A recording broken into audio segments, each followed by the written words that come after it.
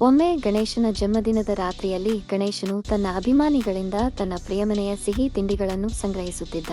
ಅವನ ಹೊಟ್ಟೆ ತುಂಬಿತ್ತು ಮತ್ತು ಅವನು ತನ್ನ ಇಚ್ಛಾಸಕ್ತ ಇಲಿಯ ಮೇಲೆ ಸವಾರಿ ಮಾಡುತ್ತಿದ್ದ.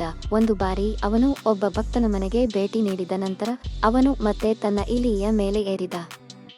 ಆದರೆ ಏನೋ ಹಠಾತ್ನೋ ಒಂದೇ ಒಂದು ಹಾವು ಅವರ ದಾರಿಯನ್ನು ದಾಟಿತು. ಇಲಿ ಡರಿದು ಮುಗ್ಗರಿಸುತ್ತಾ ಗಣೇಶನನು ನೆಲಕ್ಕೆ ಬಿದ್ದ. ಗಣೇಶನು ಬಿದ್ದಾಗ ಅವನ ಹೊಟ್ಟೆಯಲ್ಲಿರುವ ಎಲ್ಲ ಸಿಹಿ ತಿಂಡಿಗಳು ಅಲ್ಲಿಯೇ ಚೆಲ್ಲಿ ಬಿದ್ದವು. ಆದರೆ ಗಣೇಶನು ಚುರುಕಾದ ಯೋಚಕನಾಗಿದ್ದ ಕಾರಣ ತಕ್ಷಣವೇ ಆ ಹಾವನ್ನು ತೆಗೆದುಕೊಂಡು ತನ್ನ ಹೊಟ್ಟೆ ಮೇಲೆ ಕಟ್ಟಿ ಅದನ್ನು ಬಿಗಿ ಹಿಡಿದ. ಇದನ್ನೆಲ್ಲ ಆಕಾಶದಿಂದ ನೋಡಿ ಚಂದ್ರನು ಗಣೇಶನ ಪರಿಸ್ಥಿತಿಯನ್ನು ನೋಡಿ ನಗಲು ಶುರು ಮಾಡಿದ. ಇದರಿಂದ ಗಣೇಶನಿಗೆ ನೋವಾಯಿತು ಮತ್ತು ಕೋಪದಿಂದ ಅವನು ಚಂದ್ರನಿಗೆ ಶಾಪ ಕೊಟ್ಟನು. ನೀನು ನಿನ್ನ ಸೌಂದರ್ಯದಿಂದ ತುಂಬಾ ಹೆಮ್ಮೆ ಪಡುತ್ತಿದ್ದೀಯಾ, ಆದ್ದರಿಂದ ನೀನು ನನಗೆ ನೋಡಿ ನಗ್ದೆಯಲ್ಲ. ಇನ್ಮುಂದೆ ನೀನು ನಿನ್ನ ಸಂಪೂರ್ಣ ಪ್ರಭಾವವನ್ನು ಕಳೆದುಕೋ ಮತ್ತು ಇನ್ನು ಮುಂದೆ ನಿನಗೆ ಪೂರ್ಣ ಕಳೆ ಇರುವುದಿಲ್ಲ.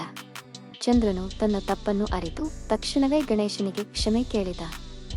ಆದರೆ ಒಮ್ಮೆ ಶಾಪ ನೀಡಿದ ಮೇಲೆ ಅದು ಹಿಂತೆಗೆದುಕೊಳ್ಳಲು ಸಾಧ್ಯವಿಲ್ಲ.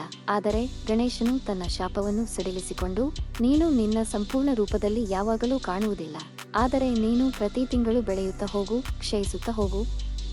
ನನ್ನ ಜನ್ಮದಿನದಂದು ಯಾರು ನಿನ್ನನ್ನು ನೋಡಿದರೆ ಅವರಿಗೆ ಆ ದಿನ ಒಂದು ನೋವಾಗುವುದು, ಆದರೆ ನನಗೆ ಪ್ರಾರ್ಥನೆ ಮಾಡುವವರು ಕ್ಷಮಿಸಲ್ಪಡುತ್ತಾರೆ ಎಂದನು.